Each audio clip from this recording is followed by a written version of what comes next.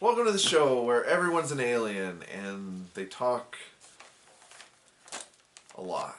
Okay, so we're going to do MILF Manor. I don't know why we're doing MILF Manor because I don't really want to watch it, but something came over to me and I was like, I kind of just want to watch something that I don't have to like do fancy editing for or take great notes. So this is not an exhaustive recap. This is more of like...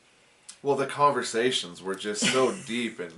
I just want to make fun of them. I just want to do a small recap, talk about how insane this premise is. So if you haven't seen MILF Manor, but you have seen 30 Rock, this is always really funny because there was a pitch on 30 Rock, which was a sitcom with Tina Fey, that said it was like MILF Island, and the whole premise of it was that it was so ridiculous they would never do it.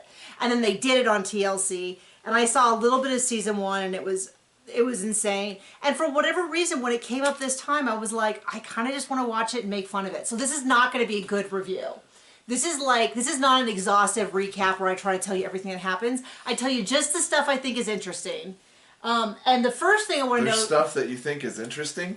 Kind of. So the women are all... I am 46. And so the women, I am in the low end, but I am the same same age as at least 2 of the women. So the ages range between 45 and 59 is the oldest. But frankly, it goes 45, 46, 48, 50, 51, 59, because there's only 6 women there. The big twist last season was that the men who showed up turned out to be their sons. So the mothers and sons were all in the same place trying to date each other, okay? They can't do that same twist again, and they even acknowledge it because they already knew and all that.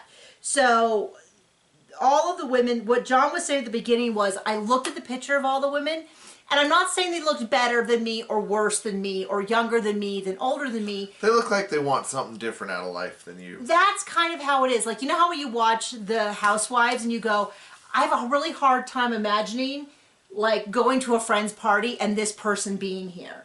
Or going to the bank and being in line behind them. Definitely what I think when I watch that. Well, it's just this sensation of like, are we existing in the same world? No, we are not. And I have no problem with women having plastic surgery. I have had more than my fair share of Botox over the years and laser treatments and chemical peels and stuff. But it's just like, there's just such a different world than... Like, I feel like a person, and they feel like someone who should be on reality TV dating men 20 years younger than them. Like, that's very, very clear that we are in different places in life. And then all the men came out. There's 6 women and 5 boys, children, 23 to like 27. I missed one person's age, so maybe there's one that outlies between them. And they're all like, oh, they're so hot, they're so fine, they make, you know, oh... And I all thought they were just fine gentlemen, but there was not a single one of them that would turn my head. And once I just go, have I forgotten what the real world is like? Have I... You're just so satisfied in your own relationship. I really think that might be it. I haven't looked at men as, like, potential partners in 15, 16 years to where it starts to be like, that's right, men exist as sexual beings. Because I don't encounter that, so I'm not looking for them. To me, they all also did not look 23 to 27. They looked, I don't know, it was weird because I kind of was like, it almost had an uncanny valley thing to them. And all the women are like practically in puddles over how hot these guys are, and I was like, man, either I am not the demographic for this show, or I am the demographic to the show because I am watching it. I used to joke that everybody watches reality TV going, I'm not someone who watches reality TV. But that's the whole point. Everybody watches it that way. The way my dad, when I was a kid, used to watch WWE, World Wrestling. So he watched a ton of wrestling. But like, and we all knew it. But whenever we would be like, oh, Dad liked wrestling. Oh, I don't watch that stuff. That's a bunch of junk. Like that kind of thing. And they even got him WrestleMania tickets one year, and he didn't go. I think he was embarrassed. But it was that whole idea of like, he watches it, but he doesn't watch it. And I feel like a lot of people watch reality TV. So they have their first competition, what do they call it? Challenge. And they get bit by ants on their butt. They pour maple syrup all over themselves, and then they go over to these buckets and like try to scrape it off. And something about it as a challenge really icked me out.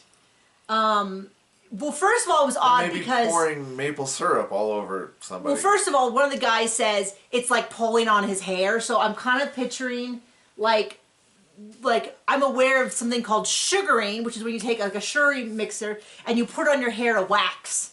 So I was kind of like, this is like we're using the world's so worst out of wax. my wheelhouse. But but then also they covered the whole body, and I was like, that doesn't seem like the most efficient thing for the challenge. But then they're rubbing it, and I'm just kind of like RuPaul's Drag Race. They don't do the challenges to win. They do it to perform. Yeah. Yeah, I mean that's a very astute Don't ask observation. me why I know that. Because your wife watches a lot of TV.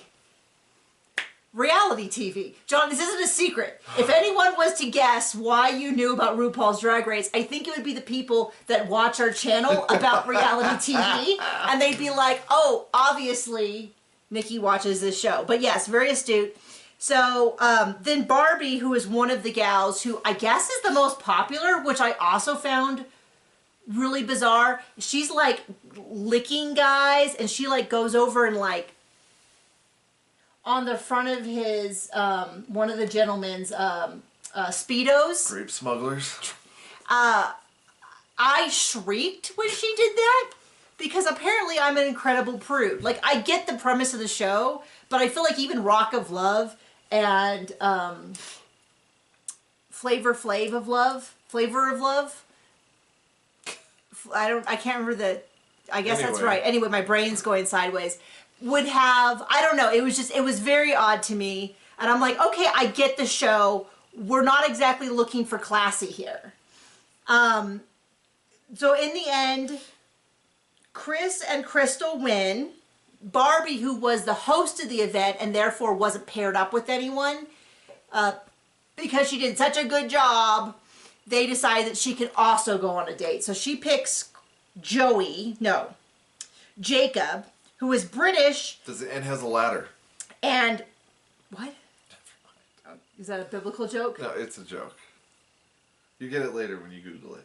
Okay, Jacob's ladder. Oh, okay. I'm going to put a little warning label there on Googling things. You're doing your own risk.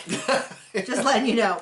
But he looks like John Francis Daly, who... Ever that is. No. He's an actor, and he was the younger brother on Freaks and Geeks, which was this show that I loved when I was in high school. It had one season. It's one of those famous, like, only got one season show. Judd Apatow did it, and then everyone on that show went on to be super crazy famous, and they say it's like his revenge.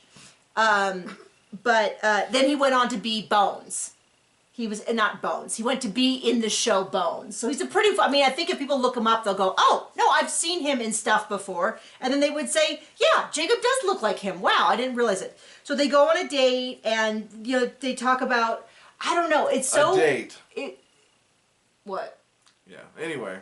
Well, it's just weird to me because it's been a long time since I flirted with a guy that wasn't my husband. But my memory of flirting... When's the last time a guy asked you to bite your butt? Never. But that wasn't on the date. That was back at the house. Oh. The date... I was paying attention. No, but what got me was, do people who are flirting talk about the fact that they're flirting that much? Because I feel like when I used to flirt, you talked about everything but flirting. And a lot of it was like, you know, batting eyes and like little... I don't know. I'm just saying, I feel like so much of their flirting was like, yes, I'm into women like you because you're great and older. And yes, I'm into younger men like you because you're great and young. And like one of the gals was like, ooh, what if the guys who show up are all 40 with beer bellies? And I was like, 40 is prime real estate, baby. Like, and she's like, they all smell old. And I'm like, where are you hanging out? I'm not around a lot of men my age. I'm certainly not close enough to be sniffing them, but it was kind of like, how bad is dating out there? Now, I'm sure people will be able to tell me. So then, back at the house, we have the BDSM. I wrote BB DM, which I think is pretty close to the Diagnostic Manual for Mental Disease, which I'm sure was a Freudian slip. But anyway, Joey and, is it Christine? And he wants to bite her butt. And so she lets him. But it feels very much like, look at how spicy I am. Ooh, everyone, is the camera close? Look at me, I'm so, ooh, all of that. All of the guys seem into Barbie, and she's not an ugly lady by any means, but it definitely feels, she also feels, now this is very common though for dating shows, which is why I don't watch a lot of them, but she definitely feels very much like, look at me, look how fun and sexy I am. And I kind of feel like, wow, more show, don't tell, like maybe it's more organic, and I'm not looking at these people and be like, wow, they're so sexual. And they offer their high sex drive, and I'm like, okay, anyway. So now we're going to get to the big twist, which is a bunch of new men show up. And all these men show up, one of them on crutches, which is not probably helping him from the older category. And it's the original 5 guys' dads. And the women about lose their mind about how they're even better looking than the young men. And once again, I'm like, they're just men. I'm like, maybe I don't know what attractive men look like anymore.